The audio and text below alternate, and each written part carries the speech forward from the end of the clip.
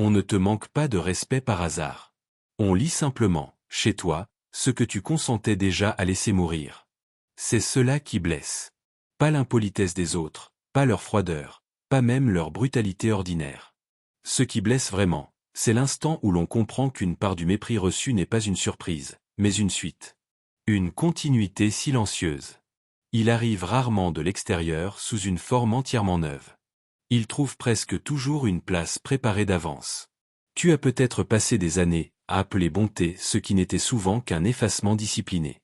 Tu as pris l'habitude de céder avant même qu'on te le demande vraiment. Tu as confondu la paix avec l'absence de toi-même. Tu as cru qu'éviter le conflit te préserverait, alors que cela te rendait seulement plus disponible à ce qui use, entame, absorbe. À force, quelque chose se déforme.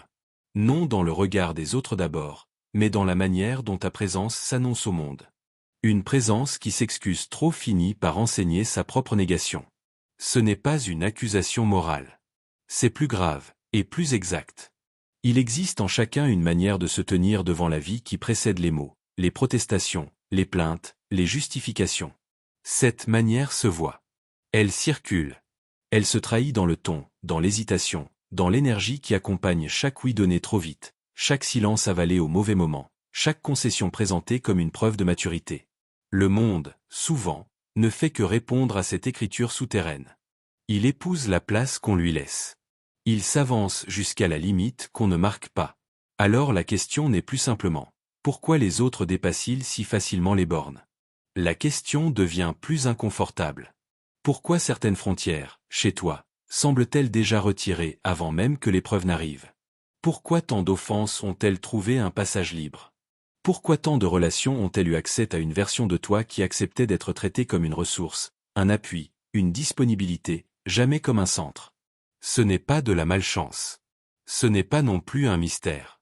C'est un mode d'organisation intérieure. On aimerait croire que le respect viendra quand les autres seront enfin plus lucides, plus sensibles, plus justes. C'est une fiction très utile pour ne rien déplacer. Elle maintient l'essentiel hors d'atteinte. Car le point de rupture ne commence presque jamais par une réforme du monde. Il commence quand on cesse d'offrir sa propre absence comme terrain d'installation. Tant que tu te quittes toi-même par réflexe, d'autres s'autorisent à te quitter sans coup. Tant que tu te traites comme une variable secondaire, le réel apprend vite à faire de même. Il n'y a là aucune poésie. Seulement une loi discrète, presque honteuse par sa simplicité.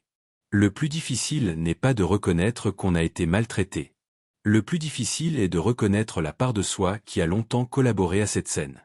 Non par perversité, par adaptation, par peur de perdre, par besoin d'être gardé quelque part dans le regard des autres. Beaucoup ont été formés ainsi. Ils ont appris tôt qu'être aimable valait mieux qu'être entier, qu'être facile à vivre garantissait davantage d'amour qu'être vrai, qu'il fallait amortir sa propre intensité pour rester acceptable. Plus tard, ils appellent cela leur caractère. Ce n'est souvent qu'une ancienne stratégie devenue identité. Et c'est là que quelque chose commence à se fissurer. Car si le manque de respect subi n'est pas seulement un événement, mais aussi un langage, alors il faut apprendre à lire autrement ce qui se répète.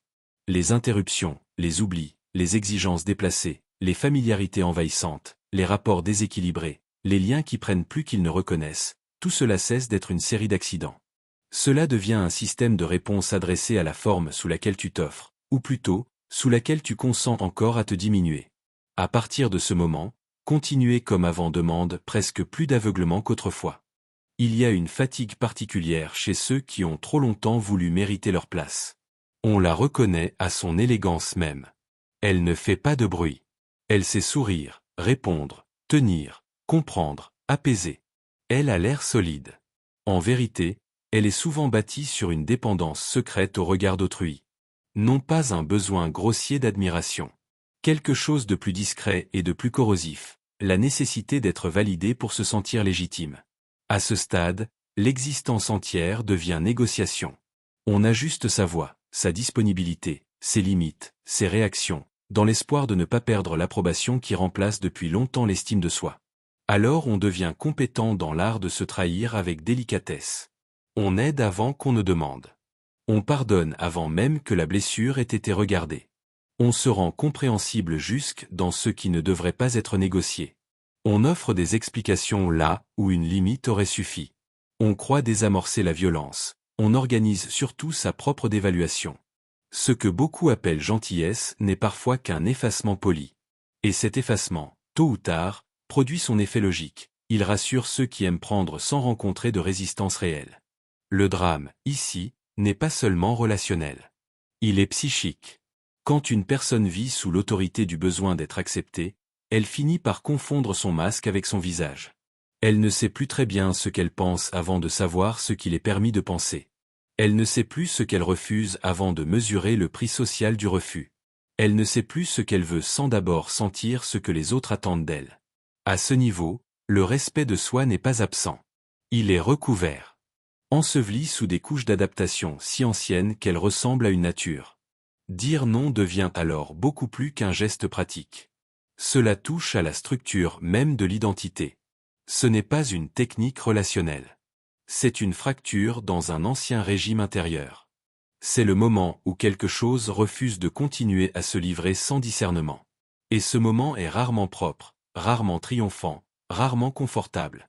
Il est chargé de culpabilité, de tremblement, de doute.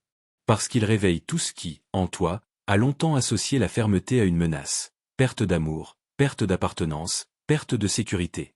On ne sort pas de cette logique avec de belles phrases. On en sort en supportant le vertige qu'elle laisse quand on cesse enfin d'y obéir. Beaucoup reculent ici. Ils sentent qu'ils devraient se tenir autrement, mais ils n'acceptent pas le prix psychique du déplacement. Car poser une limite expose immédiatement un ancien pacte, celui qui te liait à la paix fausse, à la docilité rentable, à la disponibilité ininterrompue. Les premiers à mal vivre ton changement seront souvent ceux qui profitaient le plus de ton absence de contour. Ils appelleront cela froideur, dureté, ingratitude, égoïsme, alors qu'ils réagissent seulement à la fin d'un accès. Ce qui les trouble n'est pas ta brutalité. C'est de ne plus te trouver ouvert au même endroit. Mais il y a plus profond encore. Si certaines personnes n'arrivent pas à se protéger, ce n'est pas uniquement parce qu'elles ont peur de déplaire. C'est aussi parce qu'elles ont appris à exiler en elles tout ce qui aurait pu les défendre. La colère juste, la fermeté nette, l'instinct de retrait, le refus sans commentaire, l'énergie de séparation, tout cela a pu être très tôt jugé excessif, inconvenant, dangereux. Alors on l'a repoussé dans l'ombre. On a préféré devenir acceptable. Le problème est que ce qui est rejeté ne disparaît pas. Il change seulement de lieu. Il passe sous le langage. Et de là, il continue d'agir. Une personne qui a enterré sa puissance protectrice développe souvent une étrange tolérance à l'intolérable. Elle endure. Elle rationalise. Elle interprète généreusement ce qui la blesse. Elle transforme des signaux clairs en ambiguïtés complexes. Elle appelle profondeur ce qui n'est parfois qu'emprise, patience ce qui n'est que paralysie, bonté ce qui n'est plus que manque de défense. Ensuite elle ne comprend pas pourquoi elle se sent sale, vidée, secondaire. Pourtant quelque chose en elle sait déjà. Le corps sait souvent avant le discours. Une gêne récurrente. Une contraction. Une lassitude particulière après certains échanges. Une impression de s'être encore quitté pour maintenir une scène à flot. Le respect de soi ne commence donc pas au niveau des grandes déclarations. Il commence au point précis où l'on cesse de nier ses signaux. Où l'on accepte que certaines blessures ne viennent pas seulement de la cruauté des autres, mais du fait qu'on les a longtemps laissées entrer sans véritable opposition. Non parce qu'on les désirait. Parce qu'on ne disposait pas encore de soi d'une manière assez entière pour les arrêter. Cette lucidité-là n'est ni douce ni consolante. Elle déplace tout. Car dès qu'elle apparaît, l'ancien récit victimaire devient insuffisant, et l'ancien récit moral aussi. Il ne reste plus que la structure à revoir. Ce qui n'a pas été intégré gouverne. C'est peut-être là le noyau le plus dur. Tant que tu te présentes au monde amputé de ta propre force, le monde rencontre une personne incomplète et s'ajuste à cette incomplétude. Non par justice. Non par vérité. Par opportunisme ordinaire, par inertie, par inconscience, parfois par violence. Mais le résultat ne change pas. Une vie sans centre attire des formes relationnelles qui testent sans cesse jusqu'où l'on peut entrer. Et tant qu'aucune réponse claire ne vient, l'intrusion prend confiance. Il faudrait alors cesser de parler du respect comme d'une faveur accordée par des êtres plus nobles. Le respect ne se mendie pas. Il ne naît pas d'un supplément de qualité visible, d'une utilité plus grande, d'un perfectionnement de ton personnage social. Il émane d'une cohérence perçue, d'une densité, d'un rapport à soi qui n'implore plus. Lorsqu'une personne ne se livre plus contre elle-même, quelque chose change dans toute sa manière d'occuper l'espace. Ce n'est pas spectaculaire. Ce n'est pas toujours verbal. Mais cela se sent. Le regard cesse de demander. La voix cesse de compenser. Le silence lui-même cesse d'être une capitulation. Cela ne veut pas dire devenir dur, fermé, théâtralement inaccessible. Beaucoup se trompent là-dessus. Ils remplacent l'effacement par une rigidité nouvelle et appellent cela renaissance. Ce n'est qu'une autre défense. Le véritable déplacement est plus sobre.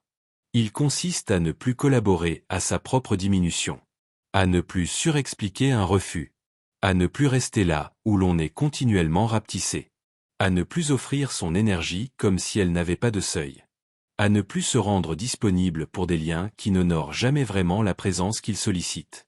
Rien d'héroïque. Seulement une fin de complaisance avec ce qui te dissout. Le point le plus sensible reste souvent la solitude. Beaucoup continuent de se trahir parce qu'ils imaginent que se choisir les condamnera à l'isolement. Ils préfèrent une place fausse à une absence provisoire de place. Ils supportent des liens qui les diminuent parce qu'ils redoutent davantage le vide que la déformation. Mais on ne construit rien de vivant à partir de cette peur. Celui qui ne supporte pas sa propre compagnie dépend fatalement de regards qui ne le voient jamais tout entier. Et cette dépendance finit toujours par exiger un tribut, concession, silence, adaptation, renoncement subtil, tout ce qui transforme l'existence en résidence surveillée. Il vient pourtant un moment où l'on comprend que certaines présences coûtent plus que l'absence. Que certaines fidélités sont parfois des formes lentes de renoncement à soi. Que certains liens n'attendent pas ton amour, mais seulement ta disponibilité. À partir de là, la matière du réel se modifie. Non parce que le monde devient soudain plus juste, mais parce qu'il ne rencontre plus devant lui la même personne. Les anciennes scènes perdent leur évidence. Ce qui te traversait sans résistance se heurte désormais à une limite calme. Ce qui prenait sans voir rencontre enfin quelque chose qu'il ne peut plus déplacer aussi facilement. Et ce glissement, même silencieux, change bien davantage qu'il n'y paraît. Le plus troublant est que les autres le perçoivent souvent avant toi. Ils sentent qu'un cycle se ferme. Ceux qui vivaient de ton effacement essaient une dernière fois les anciennes portes. Ceux qui ne tenaient à toi que par facilité s'éloignent d'eux-mêmes. Ceux qui ne supportaient chez toi que la souplesse s'inquiètent de ta densité nouvelle. Ce n'est pas une erreur de parcours. C'est le signe qu'une part de toi n'est plus offerte à la même consommation. Toute transformation véritable commence presque toujours par déranger ce qui profitait de ton ancienne forme. Alors non, le problème n'a jamais été seulement la brutalité ordinaire du monde. Le problème, plus intime et plus décisif, tenait peut-être à la manière dont tu continuais à te quitter avant même que les autres n'aient besoin de le faire. C'est là que quelque chose bascule. Quand on voit cela, on ne revient pas tout à fait à l'ancienne innocence. On comprend que le respect n'est pas un simple épisode relationnel, mais une réorganisation intérieure qui rend certaines formes de mépris beaucoup plus difficiles à maintenir. Et si quelque chose, ici, a cessé de se dérober tout à fait, ne l'étouffe pas trop vite. Certaines vérités n'ont pas besoin d'être proclamées pour commencer à transformer une vie. Il suffit parfois de ne plus les trahir une fois qu'on les a reconnues. Et si cette pensée a trouvé en toi un lieu où demeurer, laisse une trace discrète de ton passage, puis abonne-toi pour ne pas perdre ce qui, en toi, commence peut-être seulement à se réveiller.